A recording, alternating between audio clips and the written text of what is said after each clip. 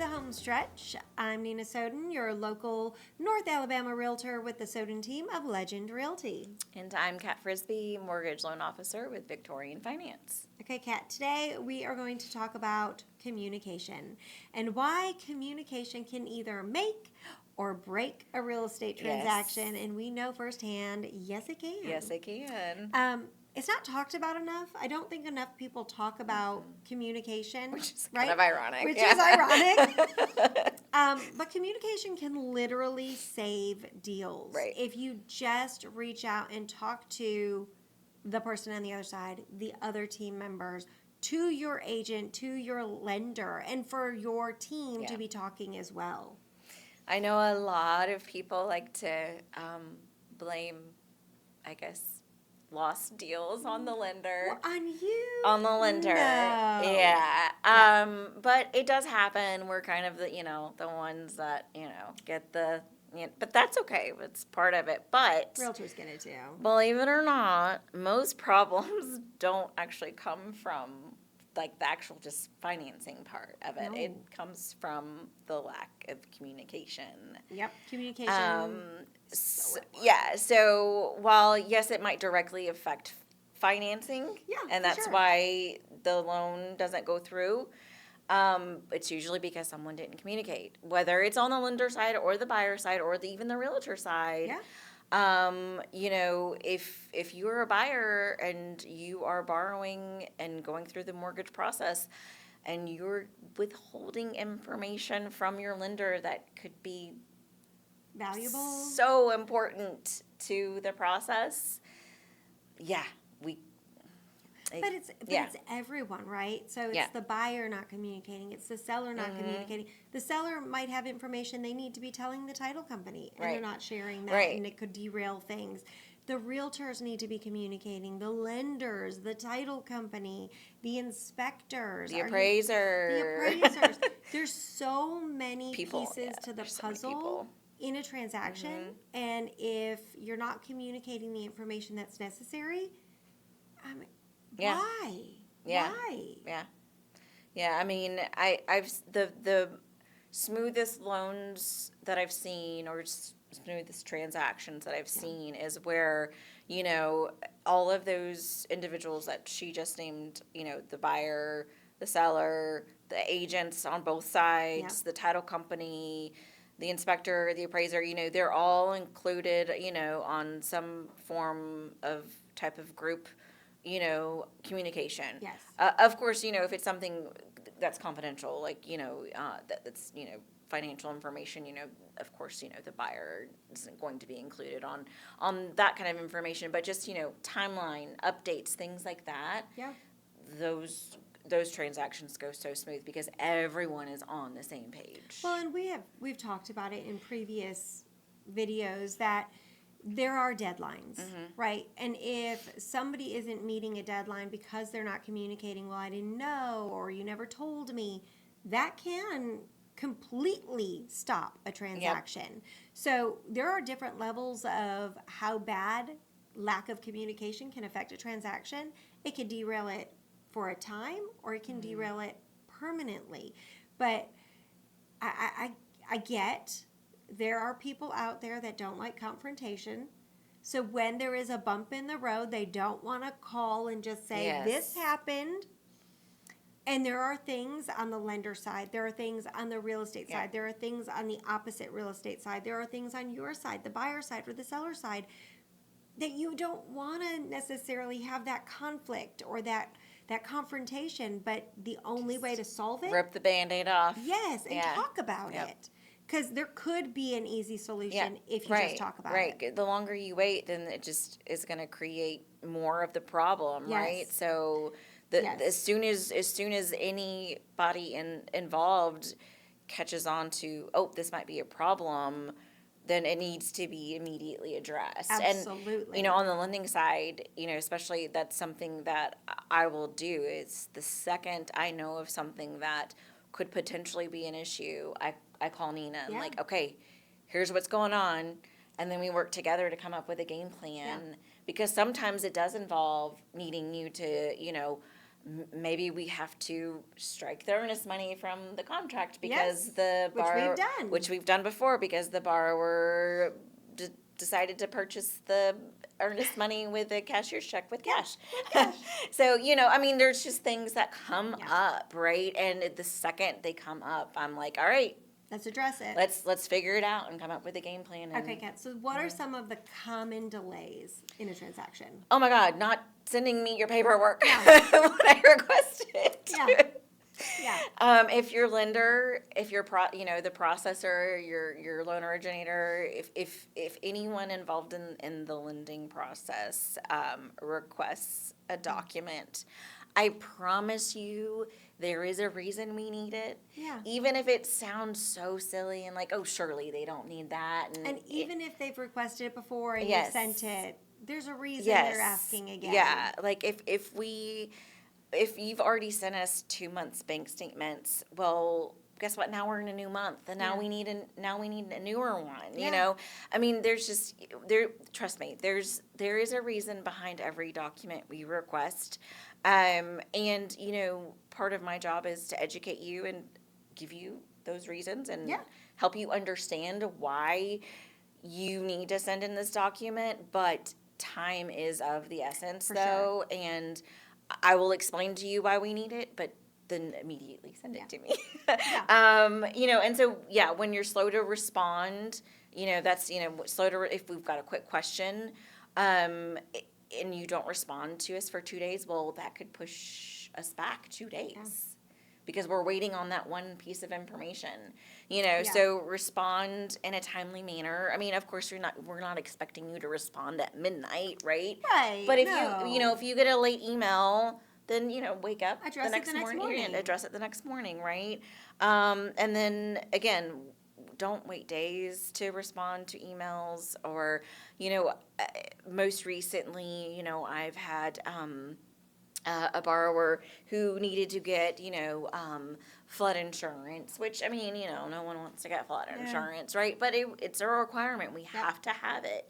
And the buyer decided to kind of just put it off and put it off and put it off. And, here we are the day before closing and we still don't have a flood, policy in place. And so it just creates, a little bit of that, kind of heart attack feeling, like right before closing. And no one wants to go through that. I mean, I don't want to go through that. Your realtor doesn't want to go through that.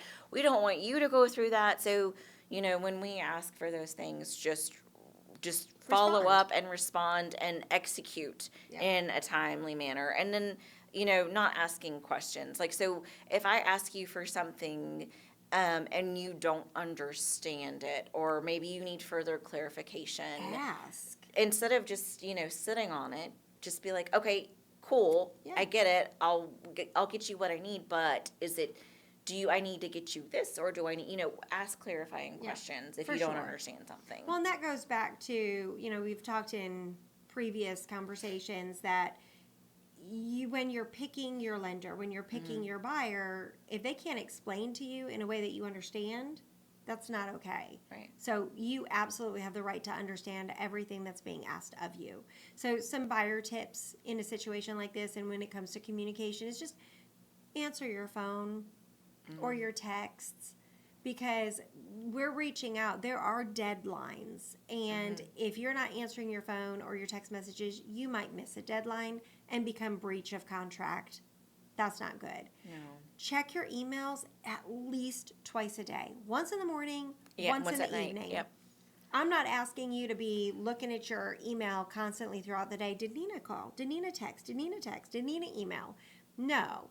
But when you see those alerts come through, when you see that an email has come through or a text or a phone call has come through and gone to voicemail, make sure you're checking those and respond. And also to check your spam or junk folder too, because sometimes emails will end up in there and you might miss one that's really important. Like once you're under contract, a lot of our e-signing type of stuff goes to email. Junk, yeah. and then it'll go to junk. And so, and again, those all have deadlines. Those disclosures have to be signed by a certain day. And so just be making sure that you not only check your email, but check those folders as well. Sure. But your lender and your realtor should be communicating, saying, hey, just sent you this. You've got this on its way.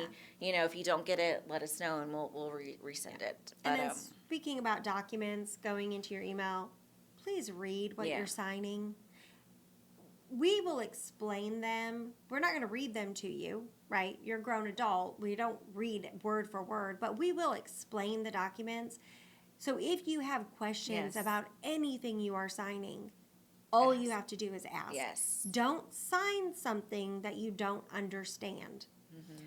Our contracts, our real estate contracts, and those loan documents are, woof. But our contracts, there's a lot to them. Yeah, there's a lot going on. And if you don't read those on a daily basis, you might not understand everything that's going on. It's legal jargon. Right. A lot of it is like, what? Yeah. So talk to your realtor. They should be able to explain it front and back and go. If you need them to, they will go through it line by line with you and explain it. Yes. So always read them before you sign them. Always ask questions if you have any. Yep.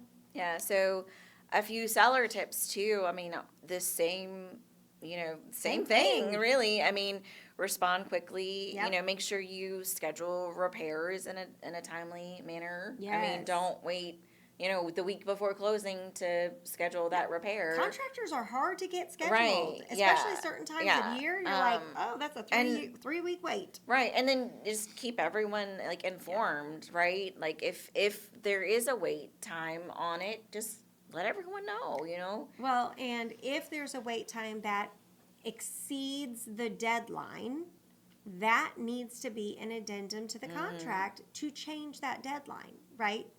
So you can't just say, oh, hey, it's going to take an additional 2 weeks without putting that in writing. Right. Because once you pass that deadline, if it's not in writing and agreed to by the buyer and the seller, you're in breach of contract.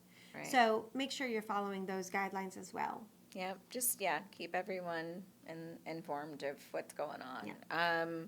I think, good communication in this situation definitely creates less stress for everyone involved. Yes. I mean, everyone. Yeah, literally everyone, buyer, seller, title, lender, realtors, everybody. It also makes it a faster closing, right? Because the more you communicate, the more open you are, the quicker things happen. The less surprises. The faster and smoother that closing is going to go. Yeah, and I think it just creates a better experience for sure. everyone involved. Buying a home, selling a home, it's no one wakes up and goes, oh, I just can't wait to sell my house today, right?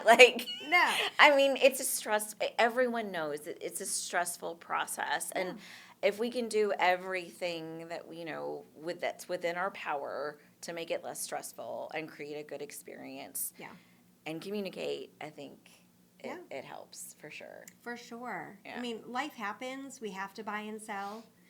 We don't wake up and go, God, I want to sell my house. Or, oh, I can't wait to buy a house. Yeah. I mean, we might say that, but the process gets you there, you're not eager and excited about it, right? Exactly. Yeah. So I guess going back to, and I think we've mentioned a couple of stories throughout this episode, but what would be your funny story about a client or just someone involved in the transaction that maybe didn't communicate something that either held up closing or just stopped everything altogether? I don't know that I would consider that funny. I mean, no. I mean, comedic relief, I guess. I don't know.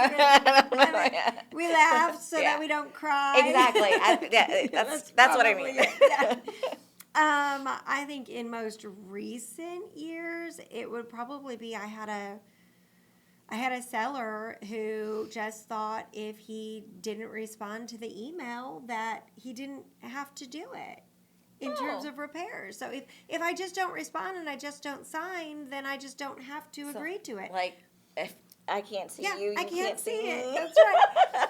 Which doesn't work that way, by the Oh. way, because depending on the contract you're using, so in our area, we have an Alabama state contract, and then we have a HAR contract, which is our local organization.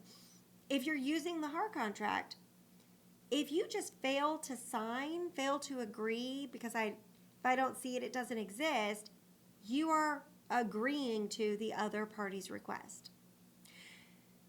Just another reason you should be reading the documents before you sign them. Yes. And your realtor should be explaining them. So, yeah, not so funny, Yeah. but he just, Yeah. and then he had to agree to all of their repairs because he didn't failed to meet the respond. deadline and Wow. respond. Yeah. Not so Yeah. funny, but yeah. Yeah. Yeah, It not so funny. happens. Yeah. It does. It It happens. does. So. What about you? Any funny experiences like that? I mean, I think, with ours, I think it's just basically coming down to like, hey, did you sign this?